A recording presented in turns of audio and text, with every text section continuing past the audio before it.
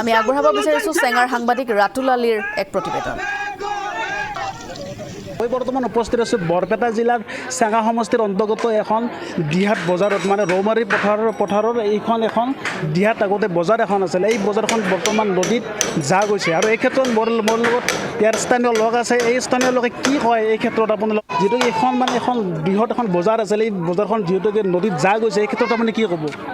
এই ক্ষেত্ৰত আমি তাৰমানে এই বজাৰখন বচোৱাৰ কাৰণে ব্ৰহ্মপুত্ৰ নদীৰ গৰাখহনীয়াৰ পৰা বচোৱাৰ কাৰণে আমি বিভাগীয় হয়তো আমাৰ স্থানীয় বিধায়ক আছে আশৰাফুল হুছেইন, আমাৰ সাংসদ 𝐒𝐇𝐀𝐑𝐄 তেখেতসকলক আমি জনাইছোঁ যে আপোনালোকে আমাৰ বজাৰৰ লগত আমাৰ যিখিনি গাঁওবাসী মানুহ আছে, ঘৰ বাৰী আছে, এই বজাৰখন যোৱাৰ লগে লগে আমাৰ ঘৰ বাৰীবিলাক ভাঙি যাব। গতিকে আপোনালোকে অতি সোনকালে আমাৰ উপায়ুক্ত মহোদয়ৰ লগত আলোচনা কৰি কমচে কম 10 লাখ টাকাৰ এটা আবণ্টন দি এটা নদীৰ প্ৰটেকশ্যন দিয়াৰ কাৰণে এটা ব্যৱস্থা কৰি দিয়ে, যাতে আমাৰ বজাৰখন আৰু আমাৰ ঘৰ বাৰীবিলাক খেতি মাটিবিলাক মানে থাকে।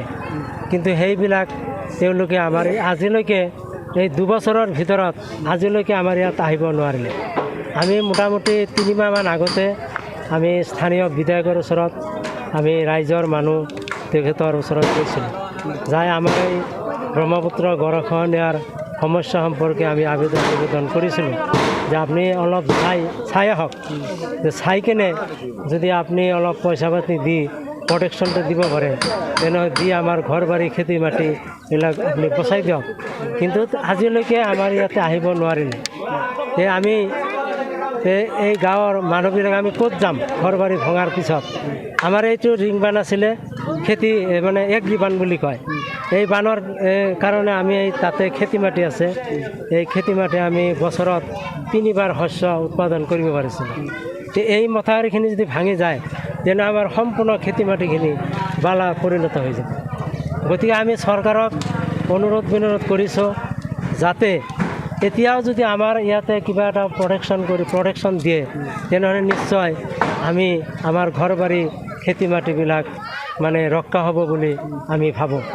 গতিকে এইখিনিও আমি অনুৰোধ কৰিছোঁ। তাৰ লগতে আমাৰ এই ৰৌমাৰী পাথাৰ গাঁওখন বিশাল মানচিত্ৰৰে এটা মানে ঐতিহ্যপূৰ্ণ গাঁও আছিল আৰু এই গাঁওখনত 1946 চনতে আমাৰ প্ৰাথমিক বিদ্যালয় স্থাপন হৈছিল।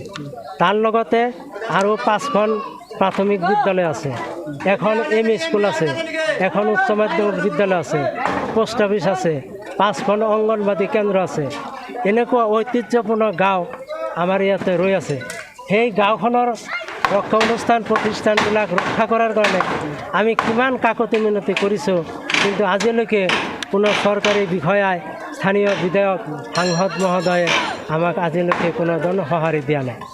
গতিকে এতিয়াও আমি আশাবাদী হৈ আছোঁ যাতে তেখেতসকলে আমাৰ লগত যোগাযোগ কৰি চৰকাৰৰ ফালৰ পৰা কিবা এটা আবণ্টন আনি নদী বান্ধ দিয়াৰ কাৰণে এটা ব্যৱস্থা কৰি দিয়ে যেন, এইটোৱেই আমাৰ ৰাইজৰ ফালৰ পৰা আবেদন নিবেদন। এই ৰৌমাৰী পথাৰখনত কেইখনমান দোকান আছিল আৰু ইয়াত মানে কেইঘৰমান ঘৰ ইয়াত আছিল, আৰু এই দোকানে ঘৰে টোটেল কিমানমান নদীত যা গৈছে? দোকানে আৰু ঘৰে সৈতে মোটামুটি 150 ঘৰমান।